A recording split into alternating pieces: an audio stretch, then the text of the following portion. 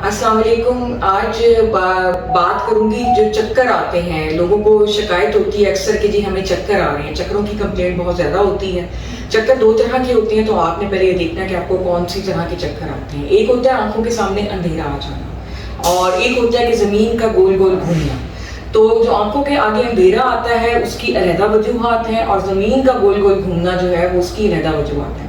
आंखों के सामने जो अंधेरा आमतौर पे आता है वो आमतौर पे बीपी जो होता है वो आपका ड्रॉप करता है। वो लोग जो ब्लड प्रेशर की अद्वियात के ऊपर होते हैं, या जो बहुत ज़्यादा बूढ़े होते हैं, जो शुगर के मरीज होते हैं, ये अक्सर उनमें आते हैं चक्कर जब वो बेड पे से उठते हैं या सडनली जो है वो अपना पोस्चर चेंज करते हैं। यानी वो बैठे में है, वो लेटे में है, तो लेटे लेटे एकदम से वो उठे, ठीक है, और उठ के सीधे खड़े हो गए तो सारे का सारा खून जो होता है वो टांगों की शरियानों में जमा रहता है, और खून की जो सप्लाई दिमाग तक होती है वो कम हो जाती है।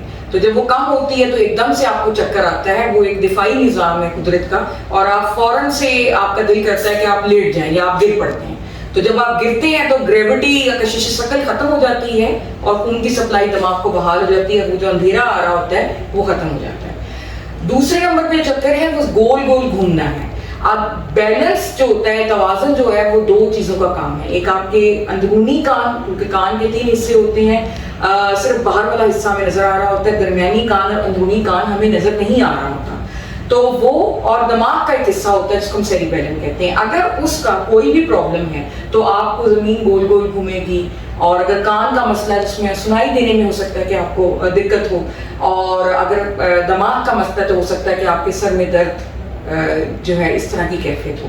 तो दूसरी कंडीशन के अंदर जो है वो नाक कान गले वाले डॉक्टर को दिखा लेना, और इसके अलावा न्यूरोलॉजिस्ट को दिखा लेना जो है वो ज़रूरी है। अगर नाक कान गले वाला डॉक्टर कहता है कि कोई अंदरूनी कान का मसला नहीं है, तो फिर आप दिमाग के डॉक्टर को लाजमी तौर पे चेक करवा लें।